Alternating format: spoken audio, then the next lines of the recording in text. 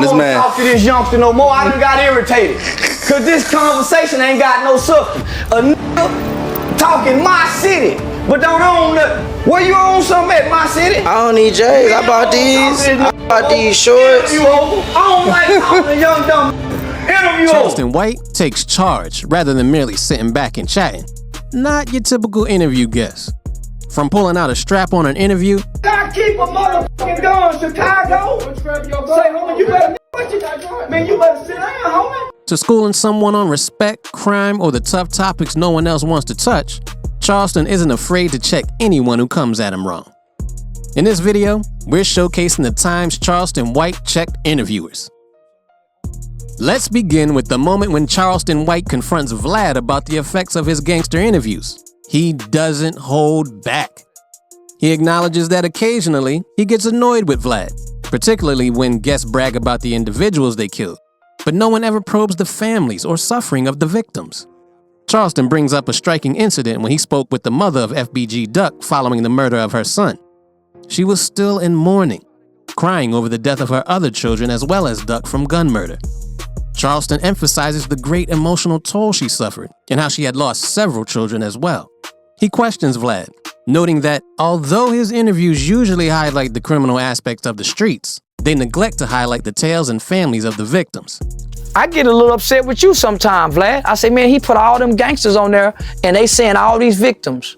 They killed this person, well, yeah, I killed this person. Do we ever think to get the victim's family and see the impact that they done left? Well, I interviewed FBG Duck's mother, right? Mm-hmm. Right after her son got killed, right afterwards. She was still in tears. I saw that. You know, and she had lost her other son to gun violence as well. I think she lost four kids. I think she lost four kids. Three kids. She lost her daughter. Yeah, she had like a 3-year-old daughter who died. You know. But this is what I say about you. This is why I can't be mad at you. You try to go get what's out there for us. I think if you, I saw that FBG Duck's mom. Mm-hmm. We need more of that. Charleston White isn't one to hold his tongue, especially when it comes to respect. During an intense moment on Go Crazy TV, he calls out the interviewer for questioning his attitude, demanding to know what the interviewer's real angle is. Charleston makes it clear that he wakes up just as angry as anyone else involved in street life, just like those who shoot up neighborhoods or hit the club, ignoring their responsibilities. He challenges the interviewer, pointing out how they mimic the lifestyle of rappers and street figures, but fail to create their own identity. Charleston dismisses the idea that he's copying the streets, stating he was born before rap and learned the real values from figures like his Uncle Wayne, who had respect, chains, and cars long before the rap game took off. He stresses the importance of standing on business, not feelings, and tells the interviewer to stop interrupting him. When the interviewer questions his age, Charleston responds firmly, saying he's old enough to know what's real. He doesn't back down, calling out the interviewer's approach as police tactics and demanding to finish his points.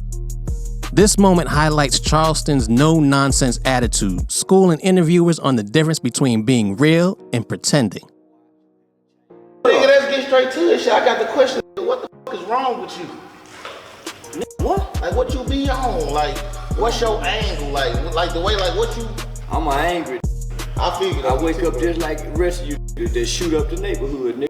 I wake up angry just like everybody else. And nigga go to the club that don't pay attention to no bitch that tap and say, there go them whole ass. I ain't no different than that. How you are angry and always popping your shit like you a happy? So now you contradicting. Because I be checking you out, you popping shit like you like a rapper or something, right? Well, the rappers have always mimicked the street, the players from the streets. The rappers have never came up with their own identity. So you a carbon copy? Nah. I was born before rap.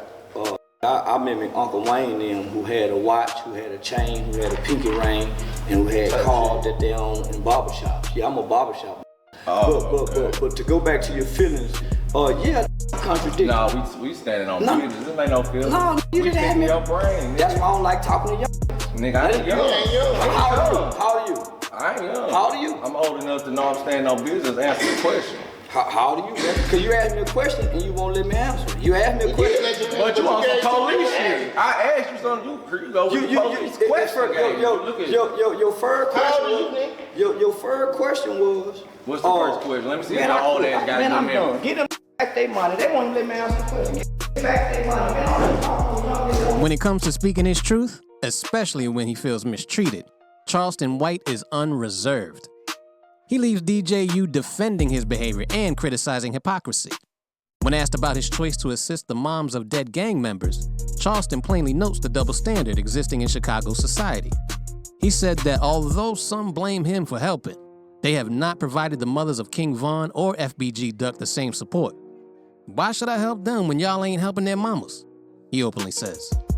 Charleston also makes it abundantly evident that he is not bothered by the public impressions of him. He's adamant about his choice to spend his money for good, independent of others' viewpoints. Emphasizing that he is ready to defend himself, he ends by saying that anyone who tries to walk up to him with negativity or a gun should reconsider. This is a straightforward, no-nonsense moment that demonstrates Charleston's fearlessness toward anyone challenging him in the classroom. Give me back my goddamn money, hoe! Or suck my d***. In Chicago, y'all suck my d***. I keep a goddamn gun for whatever. Don't give a f*** about shit. Nigga, I keep a motherfucking gun. I keep a motherfucking gun. I keep a f***ing gun, Chicago. Say, homie, you better, man, you better sit down, homie. What you mean what I'm on? Don't f*** me with a gun in my hand. Chill out, man. You went too far. Y'all went too far, man. Y'all was doing good. Say, now fuck with me, no gun in my hand, my nigga. You run all up on me with my pistol. I'm saying, okay. I say nothing to me when I grab my pistol. Tell me what I can't say. Fuck, nigga, I'm praying. Watch out, man. Watch out. Doing this while they out here, bro. I ain't doing nothing like that. Nigga better not walk up on me telling me about what I can't speak on. That man ain't tell you nothing, bro. Say, homie, I don't give a damn about it. Particularly on divisive topics like snitching, Charleston White is not shy in expressing his opinions. Charleston fervently supports rapper Pop Hunter, a 13-year-old who experienced hostility for working with police following a murder observation. Charleston doesn't back down from the no-snitching culture, arguing that it's dangerous to impose a street code on children, especially when their lives are at risk. He makes it clear that a 13-year-old shouldn't be held to the same standards as grown men who have lived through street life, stressing the difference between a child's innocence and the hardened reality of adult decisions. His justification for Pop Hunter stems from his conviction that society should be more sympathetic to the complexity of growing up in hazardous surroundings and that children shouldn't be punished for their survival instincts. The talk shifts uncomfortably when Charleston travels off on the hypocrisy of his detractors. He points out how quickly some Philadelphia residents condemn him for backing Pop Hunter, then overlook more important problems in their neighborhoods. Charleston doesn't hold back while addressing how people sometimes ignore the actual issues and concentrate on little stuff. He emphasizes the need to direct energy toward real issues, not waste time attacking someone who's simply trying to make sense of a tragic situation. Through all the tension, Charleston's message is clear. Stop holding children to adult standards and start understanding their circumstances. Say, Philly. I had Philly threatening to kill my mother and my children because I spoke up about the little Corvette.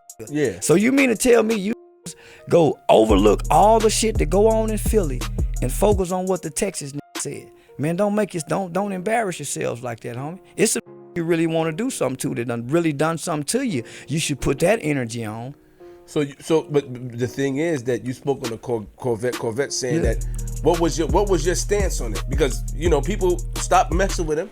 Uzi Vert and a couple of people out there stopped messing with him because the paperwork that came out of him by the code that we was raised on. As the conversation heats up, Charleston aims at those who criticize Pop Hunter without understanding his situation.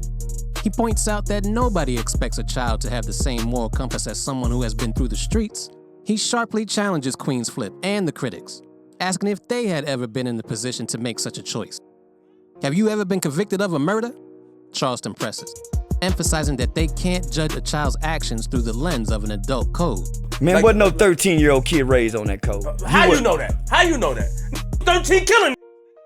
Man. Huh? You was 13 killing. You forgot? Man, we wasn't on no code. That's because you changed your life. Listen, listen, listen, homie. Man down, listen, homie. We was all kids on no code. It wasn't no code at 13. It wasn't no mother code at 13, nigga. You gonna tell a 13-year-old kid with his mother, I was raised in a good home. What code did I have? I'm telling you, I got a loving mother. Christian morals and values. We grew up not, what code did we have at 13 years old coming out of our mother's house, homie? None of us was raised like that. So what was your standpoint in that situation? That he... Listen to what I'm saying. He was a 13-year-old kid, fam. Are you that fucking, have you killed before? Who, me asking me? Have you ever been convicted of killing before? You asking me the question? Have you ever been convicted of before? No. Have you ever done time before? No. Come on, homie. Don't play like you such hardened criminal where we talking about a 13-year-old kid. What that got to do with hardened criminal? A 13-year-old kid, you say he got a code? Look at, do you got any 13-year-old cousins who you couldn't imagine not killing, homie? You got any 13-year-old that he still kill at 13? We still kids at 13, homie. Take away the rap music, take away the rap videos, take away we're still kids at 13, homie. So you saying I'm telling you, I grew up with kids who killed their mothers and their fathers and was still crying. His interaction with OnlyFans models Nene Irene and Ellie Bella was no exception. Renowned for his unvarnished approach, Charleston lost no time challenging the women on their life decisions and challenging the wider consequences of their employment. With his signature blend of humor, sharp wit, and moral critique, he asked tough questions like, y'all really think this is a good lifestyle for young girls watching? His roasts were biting, but his underlying points were hard to dismiss. He challenged them to reflect on the influence they have on their audience. The dialogue strayed off course, combining comedy with hard-edged reality. They barely getting. I got money. They barely getting. Coming on here talking to a money get like they really get money. Man, I know money, I'm money. But you're a snitch. Man, I ain't no snitch, but I will snitch if I was breaking law. You're a snitch. I ain't no hodo, but I will snitch. You got your clout off of snitching. No, I got my clout off coming online talking. When one accused Charleston of being a snitch, he clapped back at the models. I ain't no snitch, he said, but I would have snitched on my son before I would have let him believe this is okay. He compared their decisions to his delight in having a girl who would be graduating at 15 and not dependent on a provocative job for success. As Charleston attacked the alleged glitter of OnlyFans, calling it low-grade money-getting, and discounting the premise that it reflects actual achievement, his roasting turned into a verbal sparring session. If I got my clout, I'll clap at my natural ass, you ain't got no and you got your clout off snitching. You ain't got no clout. You standing in line on 20 versus 1. In the streets, when you snitch, you ain't no real. I ain't no real. I'm a father who's never been to jail on his kids. You a snitch on your own kids. I will. You goddamn right I will. Exactly. You goddamn right I snitch on my own son, but I ain't gonna show my hole of my code to get no money. And I hope my daughter don't either, cause she graduated this year at 15 and her daddy bought her a car. She ain't got to go finesse no man for it. Daddy been here since day one. The energy changed when Charleston's unreserved comments became personal. He theorized on more profound problems behind their decisions, suggesting how society's demands and upbringing impact their courses. By the end, the clash was both tense and comedic, embodying the fiery nature of Charleston's public persona. For better or worse, he left them and viewers with plenty to think about. Okay, big ups to the snitches. You goddamn right, make that ass go to big get quiet. We go, yeah, big up to the father of the girl that got to show the hoe to try to get some money on OnlyFans. Big up to you hoes. Big up to you father probably been my father. And ass by one of them perverted uncles. That's why you so sexual. That's why you so promiscuous. Charleston White never shies away from controversy, and his intense interview segment discussing Nipsey Hussle, King Von, and Deion Sanders was no exception.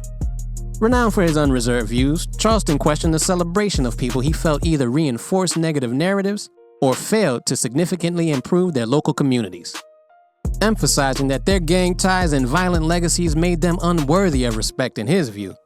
He started by speaking to Nipsey Hussle and King Von. Nipsey was a Rollin' 60 rapper. Rollin' 60s killed black people, Charleston said plainly, then adding that King Von was recorded as a serial killer by the FBI.